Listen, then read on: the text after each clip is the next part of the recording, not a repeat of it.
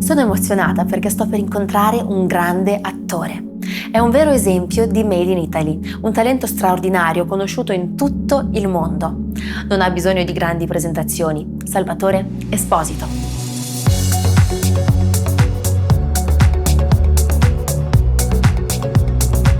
On the go. On the go. With Ginta. Salvatore. Set bagnato, set fortunato, perché oggi c'è il sempre, diluvio sì. universale a Roma. Ma tu quest'anno, 2024, fai 10 anni di carriera. Sì, faccio 10 E anni come di li festeggi? Guarda, all'inizio quando studiavo in accademia da Beatrice Bracco mi sono sempre chiesto che cosa sarebbe accaduto. Sai, a tutti noi che eravamo lì ci facevamo delle domande, ci chiedevamo cosa ci riservasse il futuro. Un grande punto È sempre di così, domanda. bravissima. Ed io, se riguardo quel Salvatore e provo ad immaginare i miei sogni più grandi, le mie aspettative più grandi, ti devo dire che quello che ho ricevuto in questi miei primi 10 anni di carriera è molto di più, quindi la vita ti sorprende sempre. Che cosa ti ha spinto a fare l'attore? C'è stato un episodio in particolare? Guarda, un sogno che ho sempre avuto e che sono riuscito a coltivare poi negli anni.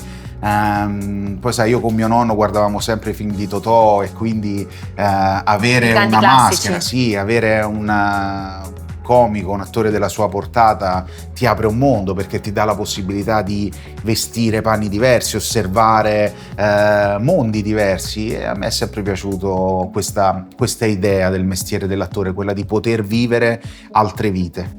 Hai avuto appoggio dalla tua famiglia o piuttosto è stata una scelta un pochino più sofferta? No, sempre ho avuto l'appoggio e il sostegno della mia famiglia, anche nei momenti di difficoltà, perché poi sai, tutti guardano solo il bello che c'è nel nostro mestiere. Che è però, la punta dell'iceberg. Sì, poi non immaginano che dietro ci sono sacrifici, c'è dedizione, c'è impegno. C'è un vero mestiere? Sì. E il primo ruolo? Il primo ruolo, guarda, è stata una comparsa che io feci quando avevo 18 anni per una fiction Rai, dove mi misero dei baffi, una barba finta, facevo questa comparsa da lontanissimo, però già mi piaceva tutto quel mondo ricostruito. Era Napoli, però in realtà era tipo di 200 anni prima, con le macchine d'epoca. Poi piano piano negli anni sono venute altre comparse, fino poi al grande ruolo, quello con Gomorra. C'è stato un momento in cui ti sei sentito, ok, adesso ce l'ho fatta, il momento in cui hai sentito davvero di avere successo? E guarda, io ho sempre fatto una distinzione tra l'essere realizzato come attore, con la tua carriera, rispetto ad avere successo. Successo oggi come oggi lo può avere chiunque. Vediamo sui social network tantissime persone che prima non erano considerate nessuno e che adesso grazie ai social sono diventati famosi, hanno avuto successo. Però quel successo dal mio punto di vista è un successo effimero che dura poco, mentre se uno riesce a costruire una carriera che va avanti negli anni, riesce ad essere più longevo come artista e ad avere, secondo me, più successo. Quello che so è che almeno quello che spero è che sia cambiato in questi anni il modo in cui gli altri vedono me. E come ti vedono oggi? Beh, mi vedono comunque come un attore che ha fatto una serie di successo, ha fatto tantissimi progetti in Italia e all'estero di successo, e quindi subito scatta la richiesta di selfie, di video, di proposte varie, quindi è questo che è cambiato, però io cerco di essere sempre lo stesso. Il tuo rapporto con i social?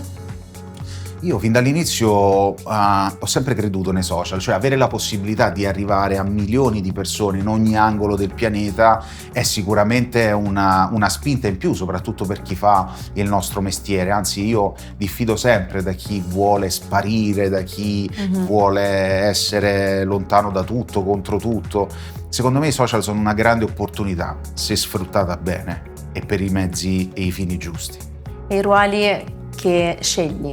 Li scegli in base a cosa? C'è qualche criterio in particolare? Sì, in base assolutamente al piacere che ho nell'interpretare quel ruolo e alla possibilità che ho nel costruire un determinato personaggio, nel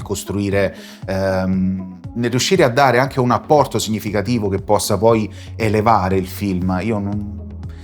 Quello che non voglio durante la mia carriera è passare inosservato, cioè capiterà che farò dei film brutti, delle serie brutte, dei personaggi brutti, però quello che non vorrò mai nella mia vita è che qualcuno dica «Ah, c'era Salvatore, non me ne sono nemmeno accorto». Questo assolutamente. E vuoi lasciare veramente l'impronta? Sì, nel bene o nel male, perché credo sia questo il nostro mestiere.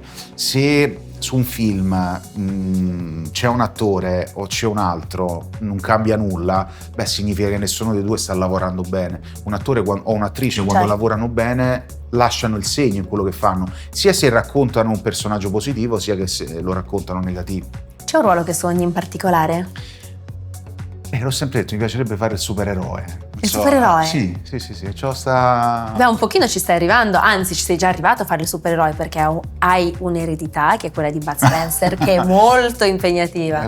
Parlami di Piedone. Beh, Piedone è una grande sfida, innanzitutto perché mi confronto, come hai detto tu, con un'icona non solo della napoletanità, ma proprio di quell'epoca che ha segnato tutti noi, non solo italiani, ma secondo me ogni angolo del mondo è stato segnato dai film di Bud Spencer e di Terence Hill. In realtà quello che abbiamo fatto noi con Piedone è sicuramente rendere omaggio a quelli che sono stati quei film, Piedone lo sbirro, Piedone l'africano, Piedone ad Hong Kong. Assolutamente quello che non volevamo era scimmiottare, cioè cercare di imitare quello che faceva lui o come era lui. Noi abbiamo cercato di raccontare la nostra storia che però avesse sullo sfondo le grandi mani di Bud Spencer. C'è un consiglio in particolare che tu hai ricevuto oppure che ti senti di dare? Ti devo dire, io sono stato molto fortunato in questi miei primi 10 anni, perché ho incontrato sulla mia strada tantissime persone che in un modo o nell'altro mi hanno aiutato non solo a capire chi è il Salvatore attore, ma anche a capire come crescere umanamente. Però se dovessi io dare un consiglio a qualcuno, gli direi sempre di puntare in alto, perché quello ti spinge a dare di più e ti spinge anche ad andare oltre i tuoi limiti. Noi spesso anche inconsciamente ci sottovalutiamo tanto, crediamo che nulla possa accadere a noi, perché dovrebbe poi accadere proprio a noi quella determinata cosa. Invece secondo me se puntiamo in alto, mal che vada, comunque sul percorso troveremo sicuramente qualcosa di buono. In America però non è così, perché io ho trovato una mentalità molto diversa da quella europea. In Europa tutto sembra quasi un pochino più difficile, più impossibile, se sgarri, se cadi, sei deriso. Invece in America tu puoi veramente sperimentare, cercare la tua natura, sbagliare, rialzarti, andare avanti. L'importante è provarci. Quello che però ho trovato io è una grande meritocrazia, cioè se tu dimostri e vali, cresci, non c'è ostacolo che tenga. Invece in Europa facciamo ancora fatica, nonostante tu dimostri, nonostante tu possa fare del tuo meglio, ad ottenere quello che meriti. Anzi, piuttosto vediamo troppo spesso tanti che non meritano stare in posti che non gli competono. Come sono gli studios americani rispetto a quelli italiani? Quali sono le differenze? C'è una differenza enorme, sì. Ma già se pensi ai budget che loro hanno a disposizione, io faccio spesso tanti esempi col calcio, no? Un po' è come giocare in Champions League lì, mentre noi giochiamo in Serie A, il nostro campionato lo facciamo, loro sono di un'altra categoria, hanno mezzi economici a disposizione, quello ti permette di poter lavorare meglio su un progetto, ti permette di poter avere gli attori migliori, ti permette di poter avere anche gli strumenti migliori per poi fare il film. Però ti devo dire che noi per esempio in Italia quello che abbiamo è il fatto che siamo come una piccola bottega dove qualche volta viene fuori il capolavoro. E com'è essere un esemplare unico del Made in Italy? Com'è portarsi questa responsabilità in giro per il mondo? Guarda, io non ci penso, perché poi se ci penso mi carico di troppe responsabilità che secondo me non voglio e non credo ancora di meritare. Io cerco di fare la mia strada, cerco di farla nel migliore modo possibile, e se questo può essere da esempio, può essere da, non lo so, energia per i tanti ragazzi che mi seguono, ben venga. Com'è il Salvatore? Quello che è fuori dal set, quello che non vediamo al cinema o in televisione? È un ragazzo normalissimo. Vai a che fare ha la le sue spesa? passioni. Sì, sì, vado a fare la spesa, porto la mia bassottina Lola in giro con la mia Ah. compagna. Sì, sì, sì, andiamo. Cerchiamo di non farci mancare mai nulla, anzi, in estate, per esempio, ci riserviamo dei momenti di tranquillità per poter girare il mondo anche in macchina e vivercela senza nessun tipo di difficoltà. Io vivo questo mio successo, tra virgolette, con grande naturalezza. Hai qualche rituale, qualcosa che ti tenga veramente con i piedi per terra? Sono Scaramanti, sono Sei napoletano. Scaramanti? Sono Scaramanti. Quindi diciamo Il che sale, ci sono il cornetto. il cornetto portafortuna sempre in tasca. Sì, sì, sì, sempre. Poi altri... Beh, quando vedo qualche numero che non mi piace, sai, Ovvero noi abbiamo il la smog, il 13. 17. Ah, il 17. E il 13? Ma il 13 è la fortuna, so che all'estero invece è diverso. Esattamente, Sì, il sì, contrario sì. proprio. No, noi siamo napoletani, è tutto diverso per noi. Cucini? Sì, sì, Da napoletano. sì, sì, sì, diciamo che un buon spaghetto con le vongole riesco a farlo. Parliamo di moda. Mhm. Stile o moda? Guarda, io sono per la libertà di espressione più totale in chiunque. Io cerco di vestirmi personalmente per come mi sento più comodo, per come mi sento più a mio agio. Non sono uno che va dietro le mode, però per esempio ci sono dei brand, degli stilisti che ammiro molto. Quali sono? Beh, per esempio su tutti Zegna, l'ho trovato perfetto negli anni, abbiamo collaborato spesso, sia ai festival che anche per la quotidianità. Mi sento a mio agio perché riescono dal mio punto di vista ad essere sportivo, casual e elegante allo stesso tempo, quindi Bella sartoria italiana, maschile, sì. soprattutto quella napoletana. La qualità, insegna. assolutamente. E per il red carpet come ti prepari? Lì c'è sempre quella grande emozione, perché poi sai, noi attori forse a volte sappiamo dissimulare bene, però siamo sempre emozionati di fronte ad un red carpet, quindi spesso e volentieri preferisco stare da solo, non in compagnia. Perché per le donne per esempio c'è una processione prima, Sì, è il trucco, è il parrucco, e i gioielli, è l'abito che ci vogliono magari 3 persone per metterlo, è la scarpa, l'accessorio, veramente è una cosa che dura 4-5 ore. Guarda, io quando è capitato chiedevo semplicemente il trucco, perché poi sai, l'emozione tende a farti sudare tanto. Io sudo già di mio abbastanza, quindi preferisco solo il trucco, i capelli me li aggiusto io, stiratina al vestito e si va. Pensavo stiratina ai capelli, che No, in effetti è una bella piastra, vita, perché no? Qua, se ce l'avessi lunghi e belli come i tuoi, sì, i miei. Fantastico. Tu che lavori sia nella televisione che nel cinema, streaming o cinema? Guarda, il cinema tutta la vita, nel senso che come si entra in connessione con un film al cinema non si entra né a casa né su un tablet né su un telefonino. Io sono super favorevole allo streaming, nel senso che se un progetto può essere fruito su più device, che sia il telefono, che sia il tablet, che sia il computer, che sia la TV, va benissimo. Però se dovessi scegliere sempre, io inviterei tutti ad andare al cinema, perché ti immergi in quel film, i suoni, i colori, il fatto di stare lì rinchiuso senza stare col telefonino in mano, senza i popcorn. Sì, cioè, tutto. sì, secondo me bisognerebbe farlo riscoprire ai giovani, cioè io lo introdurrei all'interno delle scuole l'ora di cinema, cioè portare i ragazzini una volta a settimana al cinema, perché è una magia e noi questa magia non la possiamo perdere. Sei più uno da libro o da film? Domandone, perché tu sei super anche domanda. scrittore di romanzi. No, bravissima, super domanda, perché fino a qualche anno fa ti avrei risposto ad occhi chiusi film, però devo dire che da quando ho scoperto la passione per la scrittura, il modo in cui riesci ad entrare attraverso la lettura in un libro è qualcosa di magico, perché poi riesci a connetterti in un modo tale che ti sembra di vederlo quel libro, soprattutto quando sono scritti bene. E quindi faccio fatica, però ti dico che preferisco ancora il film. Scrittore, attore, cos'altro ci dobbiamo aspettare? Forse regista, non Regista, lo so, vediamo, bello, vediamo. Sì, bello, sì, bello. diciamo io non mi pongo limiti, quello che verrà, quello che il futuro ha deciso di riservarmi lo accoglierò. E secondo te l'evoluzione del cinema? Mm-hmm. con le nuove tecnologie? Dove si sta andando? Io spero che non si vada verso una deumanizzazione del cinema, cioè io sono super favorevole ai progetti che contemplano l'utilizzo di intelligenza artificiale, VFX, effetti speciali, ben venga, sono il primo fan di quel tipo di progetti.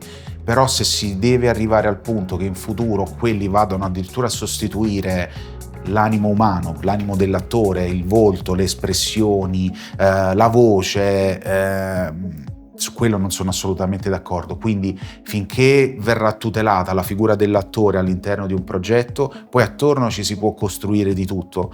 Però per me sostituire quella figura lì significherebbe perdere man mano il valore più grande del cinema, che è quello dell'anima.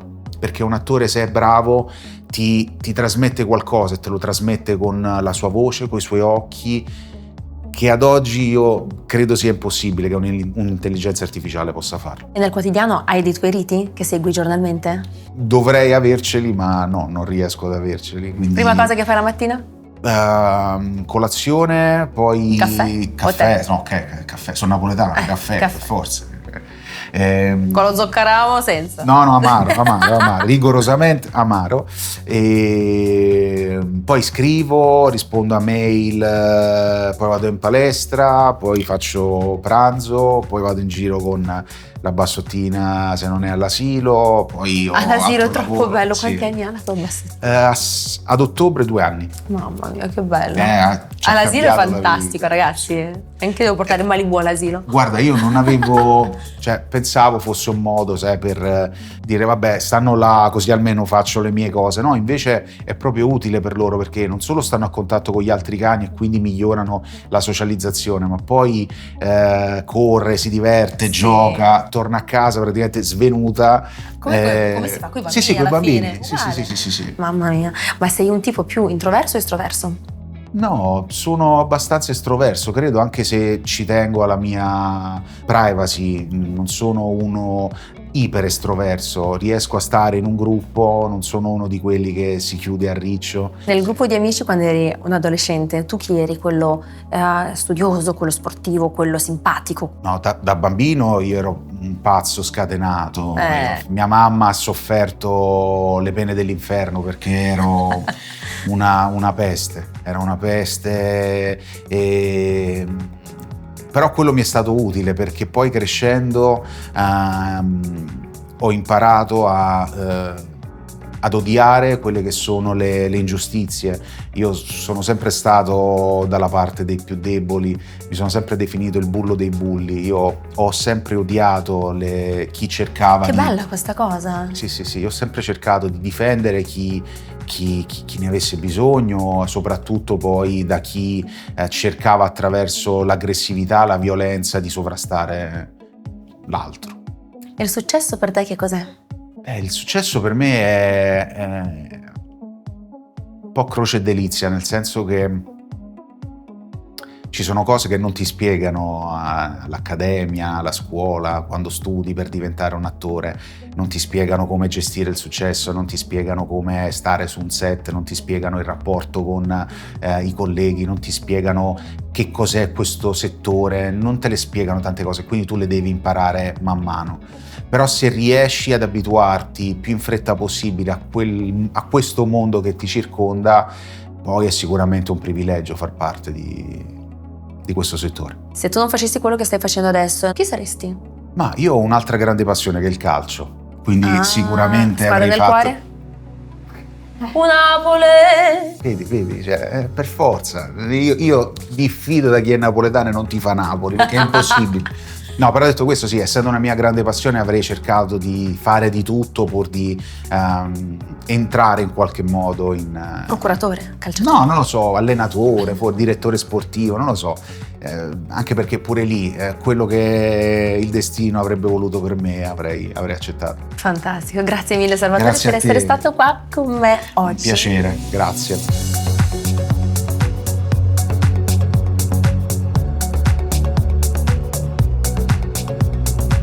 On the go with Ginta.